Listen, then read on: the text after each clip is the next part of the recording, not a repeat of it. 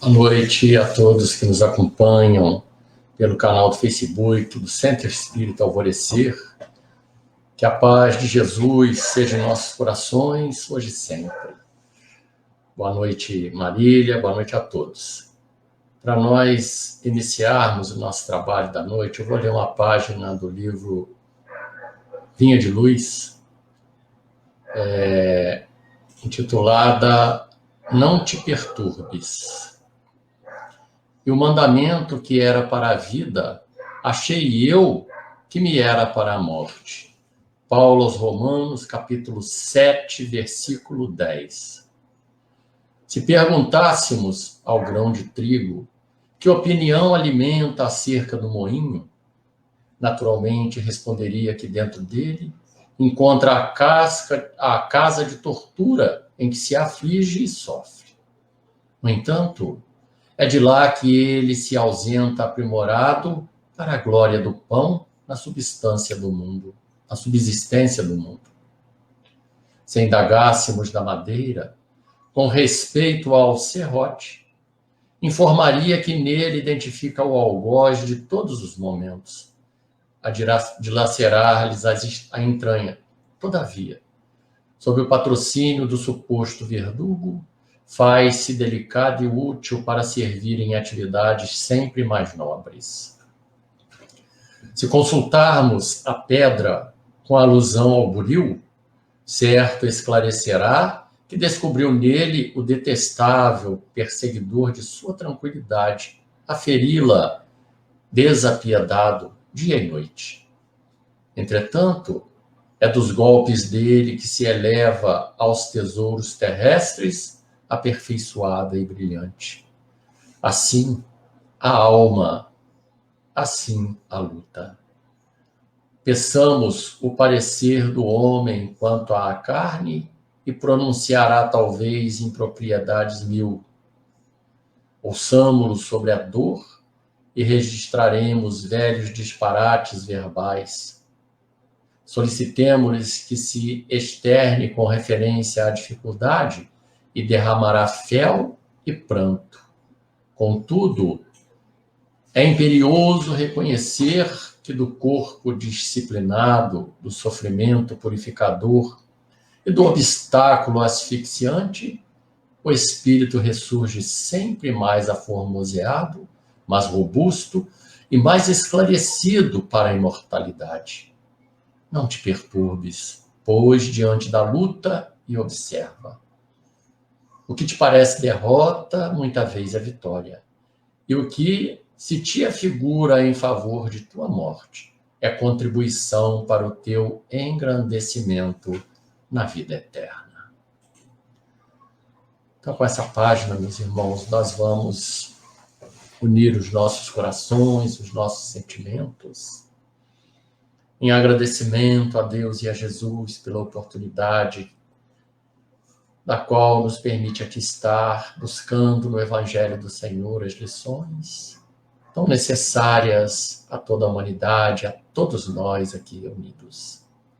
Agradecemos a permissão de Deus e de Jesus, da presença dos amigos espirituais congregados aqui conosco, em cada lar, levando o amparo e o socorro, levando a misericórdia bendita do Senhor. E que essa bênção, Senhor, seja espalhada por toda a humanidade, por toda a terra, em todos os locais onde haja sofrimento, dor, onde haja desespero, desequilíbrio, que esses trabalhadores de luz lá possam estar e que nós possamos fazer a nossa parte em benefício desse mundo melhor. Muito obrigado, Jesus, por tudo que tem nos dado, mormente pela permissão de aqui estarmos reunidos em Teu nome e diante de Ti. Em Teu nome, Senhor, em nome dos amigos espirituais que nos dirigem, que nos orientam, peço que envolva a nossa irmã Marília, para que ela nos traga do Seu Evangelho, Senhor, as lições necessárias para cada um de nós. Sobretudo, em nome de Deus, nós iniciamos o nosso trabalho da noite com nossos corações agradecidos, Senhor. Muito obrigado. Muita paz, meus irmãos. Que Jesus nos abençoe hoje e sempre. Graças a Deus.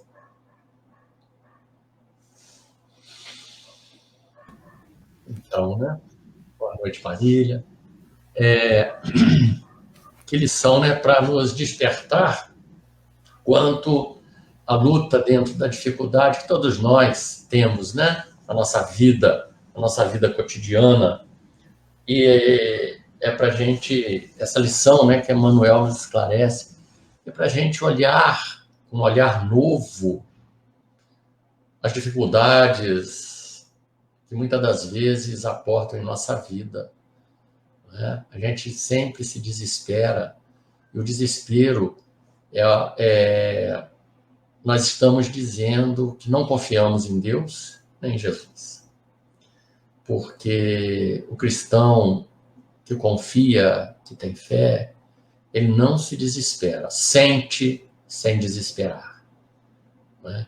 Então, todos nós na Terra lutamos com dificuldades diferenciadas, né? De acordo com a necessidade de cada um, mas que a gente possa saber aproveitar essas dificuldades e crescer. Crescer em espírito, crescer em direção a Jesus, buscando a compreensão mais dilatada, né, do Evangelho e das lições que a doutrina nos esclarece e nos traz. Então, que a gente possa meditar sobre essa lição profundamente e começar a trabalhar nosso interior na busca de uma compreensão melhor da própria vida. Né? Porque nessa Terra nossa, que é um planeta tão belo, mas ainda com uma humanidade bem imperfeita ainda, né? Carregada de dificuldades, por isso nós temos em nossas vidas, né, muitas coisas a serem consertadas, a serem ajustadas diante e dentro da lei de Deus. Então fica para nós a lição, que Jesus nos abençoe, nos fortaleça, né, diante das dificuldades que todos nós temos. E eu passo, então, a palavra para a nossa irmã Marília, que vai nos trazer o tema A Infelicidade Real. Então vamos saber aí o que é a infelicidade de verdade. Às vezes a gente acha que a gente está sofrendo e é infeliz, e não é, né? Está com a bênção de Deus consertando algumas coisas, né? Então, boa palestra para nós, para você, tá, Marília? E 8h45 eu retorno para a gente encerrar, tá bom? Até 8h45, então eu posso seguir falando. Isso, tá bom? Bom, muito obrigada pelo convite. Já vou aproveitar o momento para agradecer a oportunidade que me foi dada para poder compartilhar com vocês as reflexões em relação a esse tema tão importante, tão atual que a gente tem vivenciado em dias tão difíceis que o planeta tem vivido, que o nosso país tem passado e que a gente tem visto tanto sofrimento de todas as formas e para todos os lados. Então é muito importante a gente refletir sobre os ensinamentos do Cristo e os ensinamentos da doutrina dos Espíritos para que a gente não cometa erros e enganos aí na nossa compreensão e também não faça escolhas equivocadas aí diante dos problemas da vida. Eu gostaria de agradecer inicialmente aos amigos novos de Barra do Piraí, pois eles chegaram, foi com essa pandemia que nós podemos nos conhecer de forma virtual e a gente tem feito essa troca aí de experiências com as pessoas daí de Barra do Piraí, participando da nossa reunião, a gente também, quando pode, contribuindo e trocando ideias, eu acho que isso só engrandece esse momento que a gente está vivendo, estreitando aí laços, mesmo que à distância, para que a gente possa crescer junto. O objetivo da doutrina espírita é de melhoria, de busca de renovação, de compreensão maior da mensagem do Cristo, e nada como esse momento de forma virtual, a gente poder chegar na casa de todo mundo, a gente consegue alcançar um público diferente e pode aí trocar essas experiências.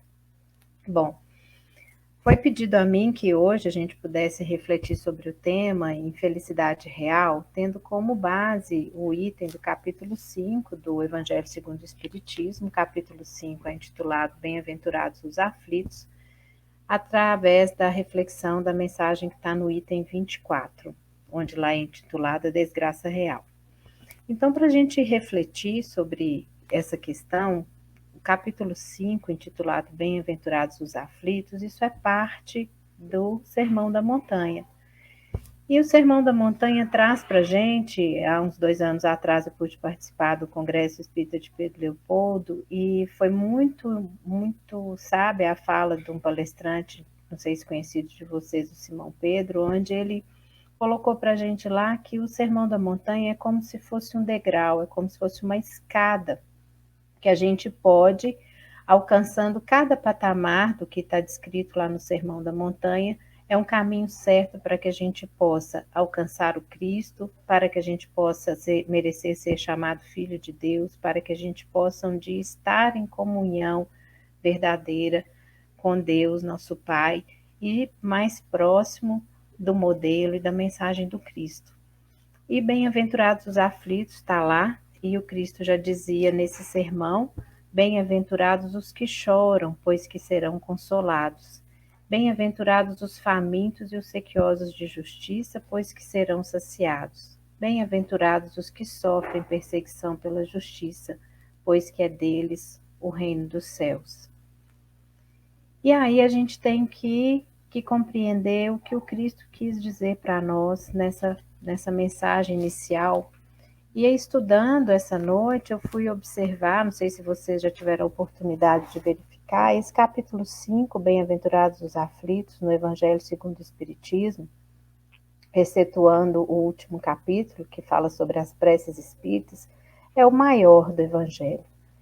Ele contém 31 itens e ele traz reflexões sobre várias circunstâncias, sobre várias situações de sofrimento e de dor. E Kardec, com muita sabedoria, que a gente sabe que ele organizou a obra do Espiritismo, ele conseguiu reunir neste capítulo várias nuances dessa fala do Cristo.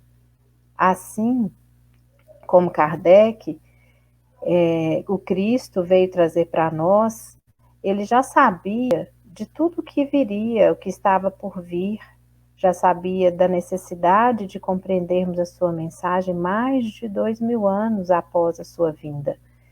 E ali, nessa fala dos bem-aventurados os aflitos, ele vem mostrar para um povo que na época não compreenderia o que ele vinha dizer. O povo não compreenderia a mansidão, a humildade, o perdão, mas ele sabia que somente através da compreensão desses sentimentos é que nós um dia poderíamos alcançar um estágio espiritual melhor.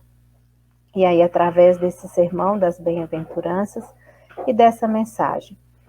E Kardec, então, reuniu no capítulo 5 vários itens para que a gente possa se debruçar sobre ele e tentar compreender os sofrimentos e as dores que a gente vivencia hoje. Olha como que isso é atual, olha como que essa mensagem hoje ela é tão importante para nós.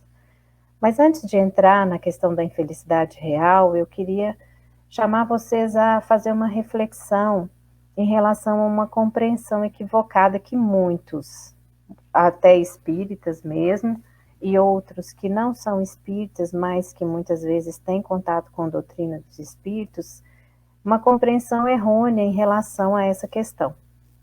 Quando o mestre disse bem-aventurados os aflitos, ele não quis dizer que nós deveríamos permanecer no sofrimento.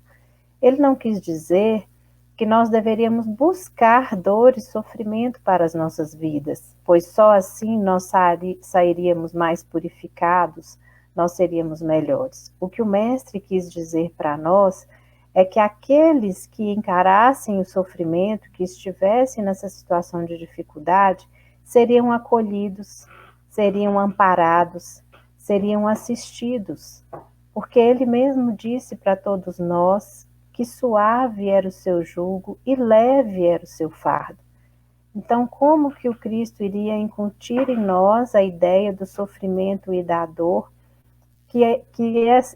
essa seria a forma? Não foi isso que o Cristo quis dizer para nós. E muitas pessoas dentro do Espiritismo ou fora pensam assim, então se é através da dor ou do sofrimento, ou o Espiritismo prega dor e sofrimento, que só através disso é que a gente vai conseguir a redenção. E aí as pessoas começam a pensar, então, se eu estou com uma dor de dente, eu não vou procurar o dentista? Eu tenho que sentir cada dia mais dor e sofrimento, porque é assim que eu vou me purificar? Ou se eu tenho um problema de saúde, eu tenho que aguentar aquela dor calado, sem buscar uma assistência? Mas não foi isso que o Cristo disse. Ele disse que os aflitos seriam assistidos, que os aflitos seriam consolados. E se a gente tem a situação de dor, de sofrimento ou de angústia, a gente deve sim buscar uma assistência. A gente não deve entender que a gente deve ficar estacionado naquela dor ou naquele sofrimento, pois ele espera de nós um movimento de mudança. Então a gente tem que compreender, nós que cristãos, agora vivendo o aprendizado da doutrina espírita, nós devemos compreender, sim, que a dor traz para nós uma oportunidade de aprendizado e de crescimento, dependendo da forma como a gente encara essas situações. E não que eu devo permanecer na dor e no sofrimento para assim me purificar. Não é isso que o Cristo quer de nós. Ele quer que a gente busque, diante de um incômodo, diante de algo que nos traz alguma reflexão ou algum sofrimento, que a gente caminhe, que a gente busque a sua mensagem e que a gente possa, assim, melhorar, trilhar esse caminho e subir essa escada que vai levar todos nós a um patamar melhor, a essa reforma íntima que a gente tanto fala dentro da doutrina espírita, que realmente é dentro de cada um de nós. E aí a gente tem que buscar essa compreensão, lidar com as dificuldades, buscar as saídas possíveis e jamais se revoltar ou se rebelar. Como o Inácio diz na mensagem inicial, e aí ele mencionava a questão dos objetos, né, do serrote, da pedra que sofre ali o burilamento, mas que aquilo vai gerar uma obra, uma nova finalidade. Então, muitas vezes, a gente ainda nessa trajetória de aprendizado e de crescimento, a gente precisa que algo nos incomode, porque a nossa tendência é ficarmos muitas vezes parados, quietos, no nosso sossego e no nosso conforto. Se algo não nos cutuca, se algo não nos empurra para frente, muitas vezes a gente vai permanecer parado. E se a gente, sendo espíritas, como eu disse, e já compreendendo a dinâmica do espiritismo, da sobrevivência do espírito, das inúmeras reencarnações que nós vivenciamos e que estamos aqui, neste momento, como que aproveitando, estagiando numa escola, matriculados nessa série, nessa fase de aprendizado, e que esses ciclos vão continuar existindo, a gente tem que tirar o máximo proveito. Todo estudante quer chegar ao final do ciclo, ao final do ano, com uma boa aprovação. Pelo menos não ser reprovado, é isso que a gente deseja. Mas se eu puder ser aprovado com uma nota boa, com um melhor desempenho, eu vou receber mais louros, mais cumprimentos, eu vou ser mais agraciado, talvez, com outras oportunidades. Então, nós estamos nas nossas reencarnações tentando cumprir este planejamento que foi feito na esfera superior, como alunos dentro da escola, como quem foi matriculado há um tempo no ensino primário e que vai avançando para o fundamental, para o médio. Então, da mesma forma que os estudantes vão mudando ano a ano, passando por novos aprendizados, sedimentando os antigos e buscando novas compreensões da vida, nós, enquanto encarnados, também estamos, né, matriculados na escola da vida e passamos por esse ciclo. E qual é o aprendizado que cada um de nós tem que levar dessa nossa existência? Na verdade, a gente não sabe conscientemente, mas a gente tem no nosso inconsciente, no nosso planejamento reencarnatório, a gente sabe um pouco daquilo que a gente deve seguir. Muitas vezes nos desviamos, buscamos outros caminhos, mas de alguma forma a gente acaba chegando perto daquilo que a gente planejou. E a gente tem que batalhar para a gente chegar no final desse ciclo com esse cumprimento de todo esse aprendizado, para que eu possa ser promovido a um novo aprendizado, para que eu possa, então, retornar à pátria espiritual com louros, como eu disse, cheio de cumprimentos, com festas, com comemorações, como uma formatura de escola, finalizado um curso. Então, essas compreensões que a doutrina espírita traz para nós ajuda a levar de forma um pouco mais suave as dificuldades que a gente vivencia no mundo de hoje. Como eu disse para vocês, a gente não tem que buscar novos sofrimentos. A vida está aí. Olha toda a problemática que a gente está vivendo aí há mais de 1 ano e meio. Ninguém esperava, ninguém buscou esse tipo de sofrimento. Mas cada um de nós reagiu a esses momentos de uma forma diferente. Cada um de nós já tem suas experiências, suas vivências passadas e o seu aprendizado vai se basear naquilo que você já criou para você e no novo aprendizado que você se defronta no momento. Então, cada um de nós vai reagir de uma forma diferente, mas dentro da doutrina espírita, a gente tem que ter a compreensão da vida futura e desses ciclos reencarnatórios e desse aprendizado que nós mesmos nos propusemos para que a gente possa prosseguir, para que a gente possa evoluir. E entrando aí na questão da infelicidade real, isso aí vai variar de acordo com o ponto de vista de cada um.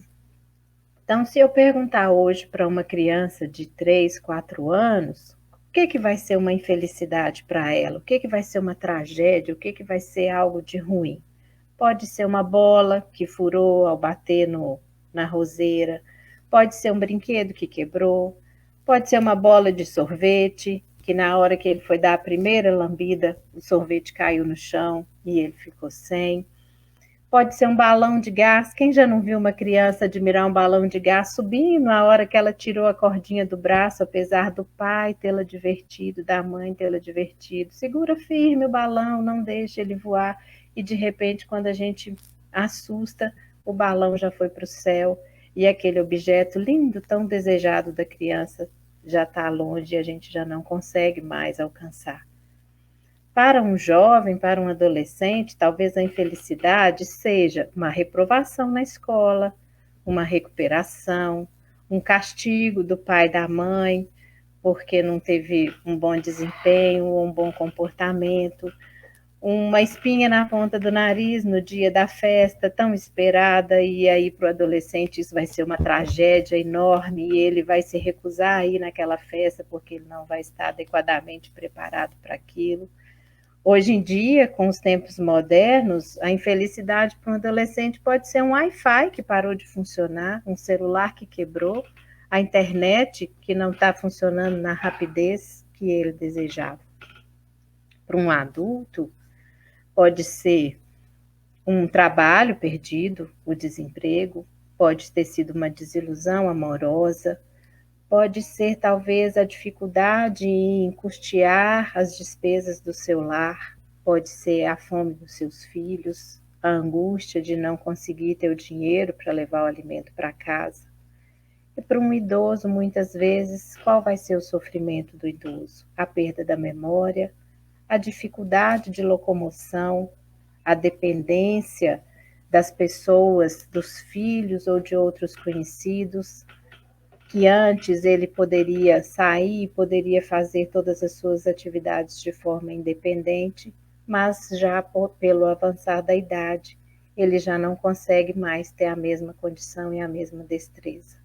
Mas se a gente observar bem, isso tudo que eu falei aqui, todos esses motivos que vocês talvez tenham se identificado e que realmente podem ser motivo de tristeza nessa nossa existência, isso vai variar de acordo com o ponto de vista de cada um, com o momento de vida que cada um está levando e com foco, com a direção que nós damos e onde concentramos as nossas energias e os nossos objetivos.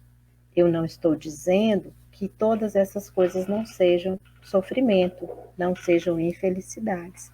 Elas realmente são, mas elas são mínimas diante, muitas vezes, de outros problemas maiores que podemos enfrentar quando enxergamos a vida além dessa nossa existência.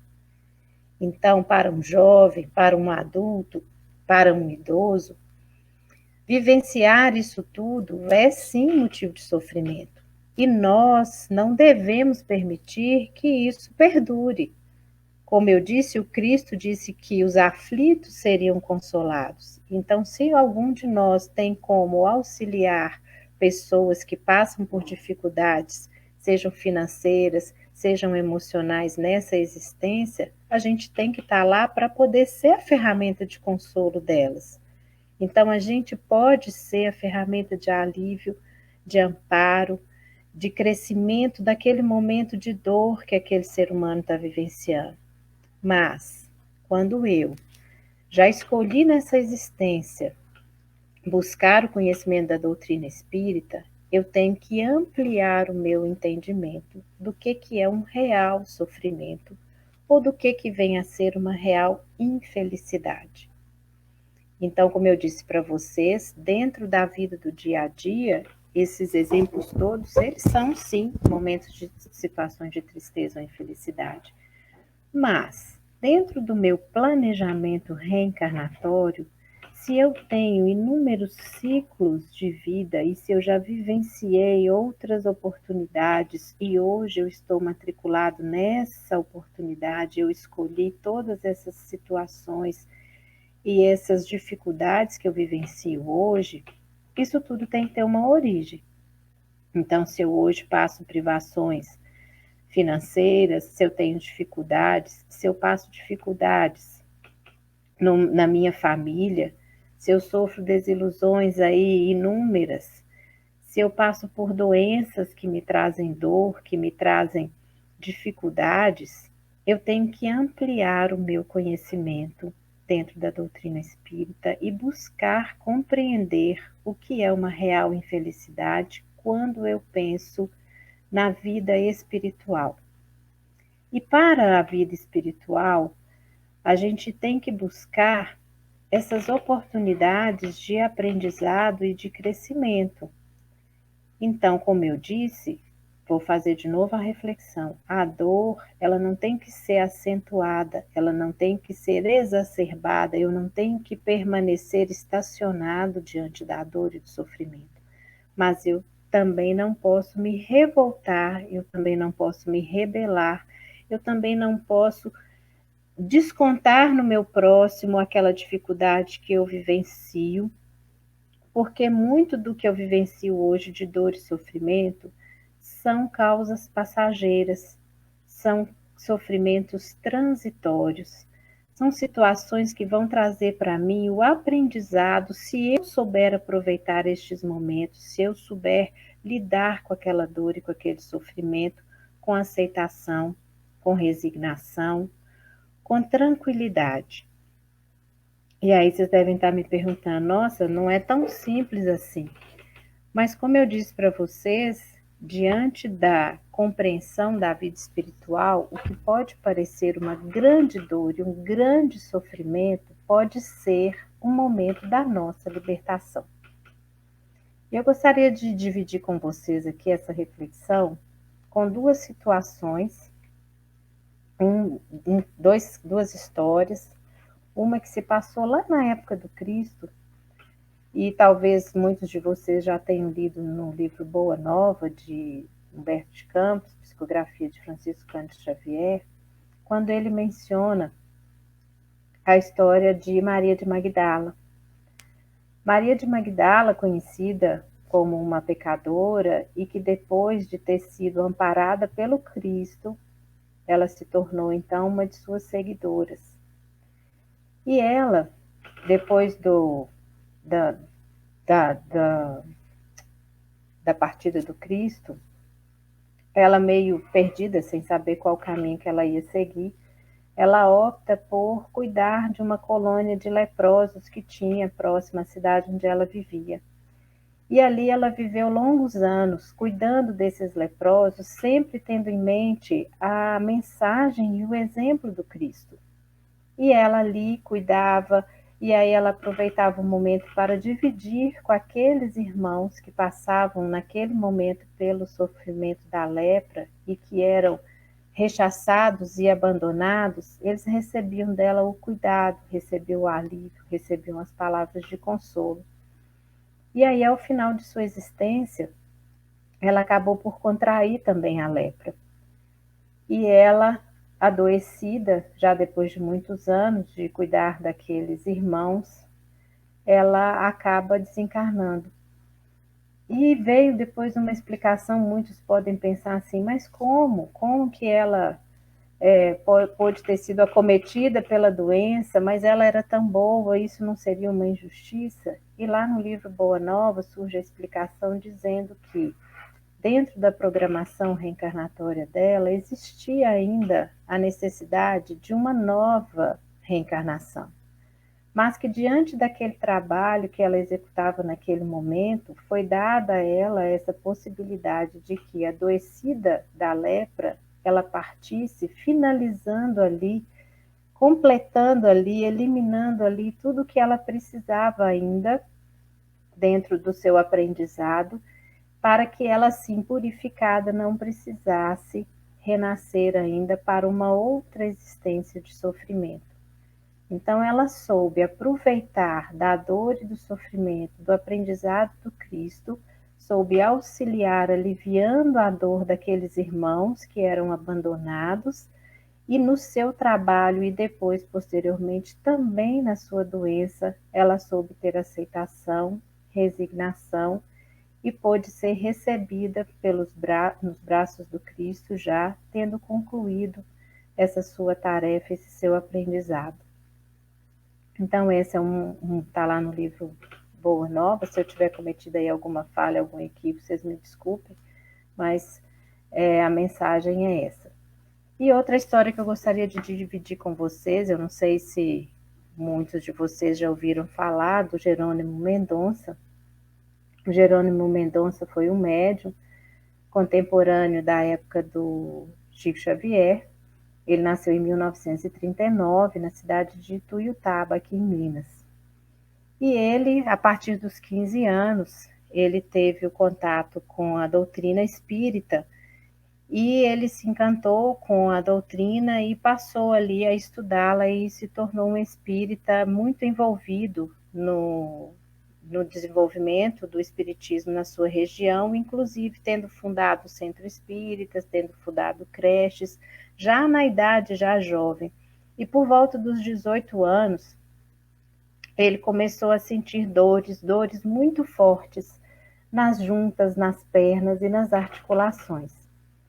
E ele foi então diagnosticado com uma artrite reumatoide, que talvez hoje em dia teria sido tratada, mas na época dele, ele estava por volta dos 18 anos, ele foi sendo acometido pela doença e a doença foi avançando rapidamente, ele sentia muitas dores, sentia muitas dificuldades, até que a doença deixou completamente dependente e acamado.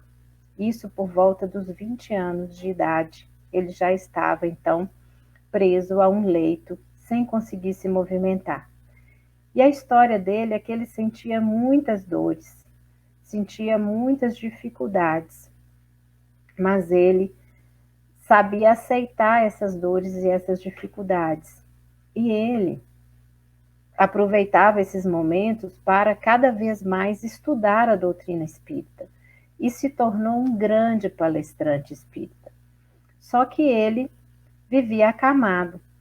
E como ele não tinha como se deslocar, eles começaram então a levá-lo para os locais de palestra numa maca. Então ele começou a ser conhecido por causa disso como o gigante deitado, porque ele, em qualquer lugar que ele fosse, ele proferia suas palestras imóvel, deitado numa cama, onde era colocado um microfone, e ali ele falava. E o que era marcante no Jerônimo, nesse gigante deitado, era sempre o bom humor e a alegria. E ele levava a vida dessa forma. E por onde ele passava, o seu exemplo tocava as pessoas que estavam passando por dificuldades e sofrimentos que pareciam enormes, que pareciam um sofrimento infindável.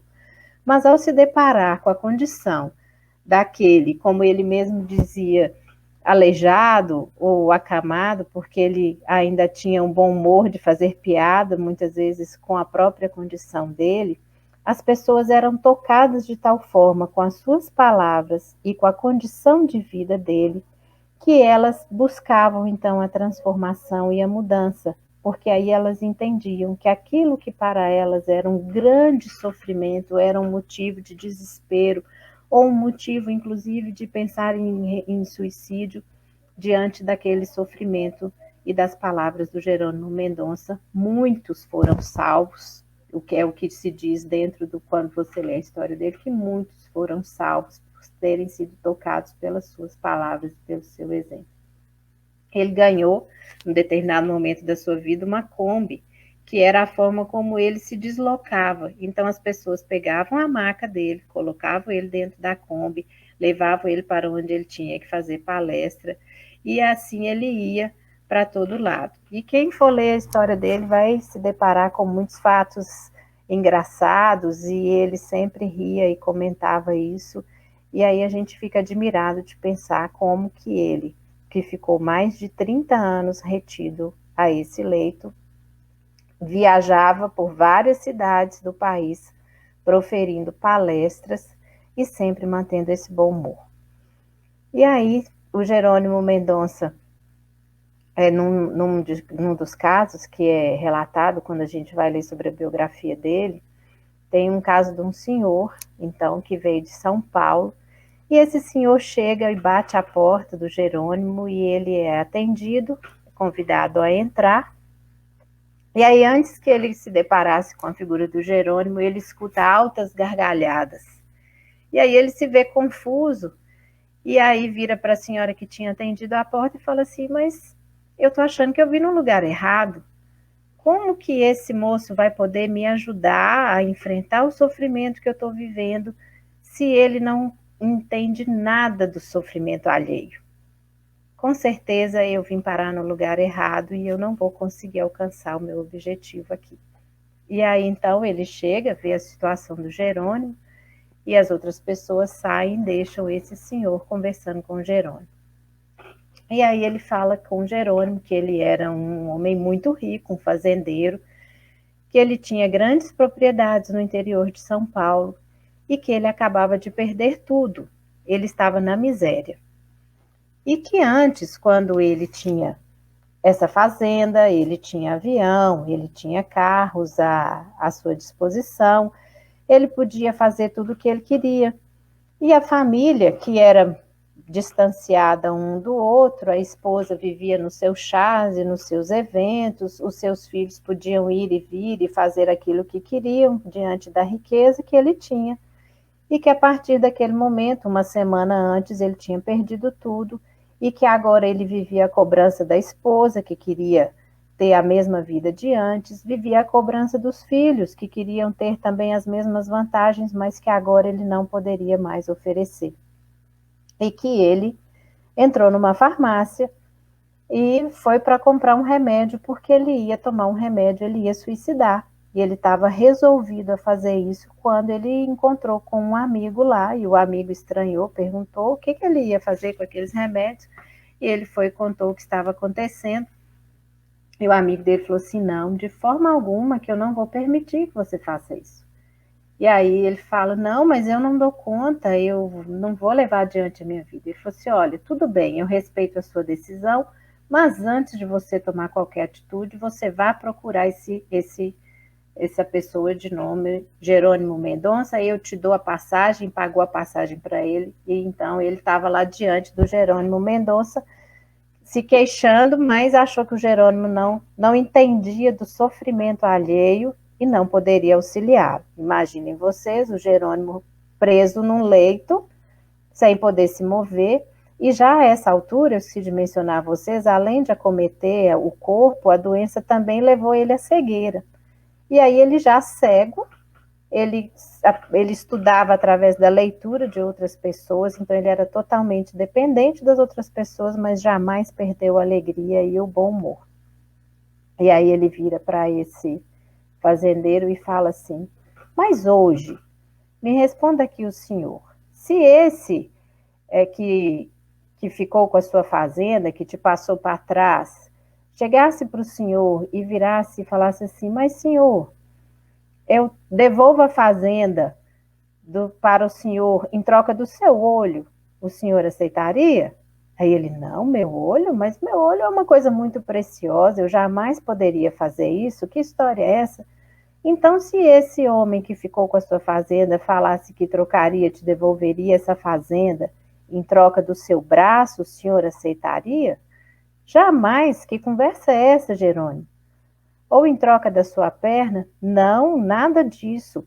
E aí o Jerônimo vira para ele e fala assim, olha, então o senhor é bilhardário, porque se sua fazenda valia tanto, hoje o senhor tem muito mais, pois o seu olho, o seu braço, a sua perna, o seu corpo valem muito mais do que aquilo que você perdeu.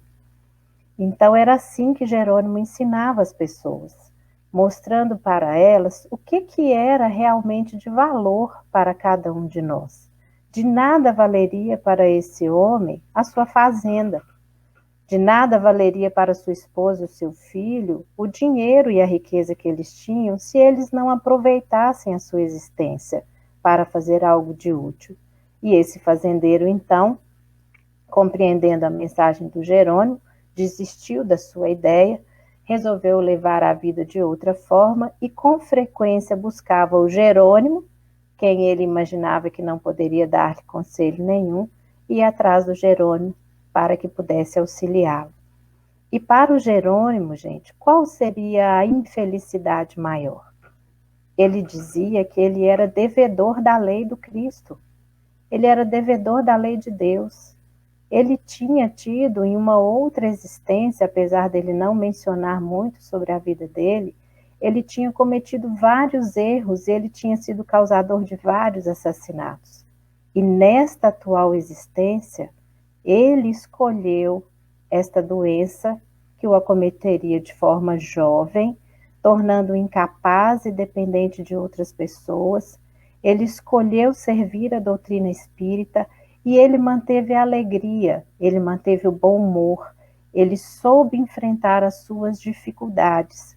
Então, que para muitos, olhando aquele homem preso a uma cama, seria a infelicidade, para ele era motivo de felicidade, pois ele já tinha compreendido os seus erros do passado e ele já sabia que, se bem vividas essas oportunidades da existência atual, ele estaria abandonando o homem velho que cometeu vários erros, causador de muito sofrimento.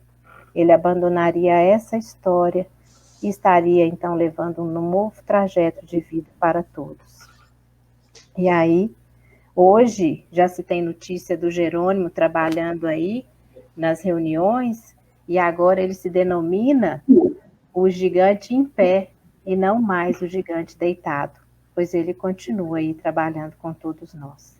Só para finalizar, Inácio, eu queria só ler uma frase aqui do Jerônimo, que está no livro dele. Ele fala assim, os felizes são os que aprendem com as dificuldades, e os infelizes são os que se revoltam com elas e se julgam vítimas do destino. Então, eu espero que eu tenha contribuído com vocês aí de alguma forma, com essa reflexão aí sobre o que é realmente a felicidade ou a infelicidade para cada um de nós, e que a gente possa buscar uma nova trajetória aí, sem revolta, sem tristeza, sem angústia, que a gente seja alegre com a mensagem do Cristo. Muito obrigada. Ô, Maria, muito obrigado. A gente que agradece, minha filha, a sua participação. Nossa, muito bom. Eu peço a Marília que possa fazer a prece final para a gente, faz favor.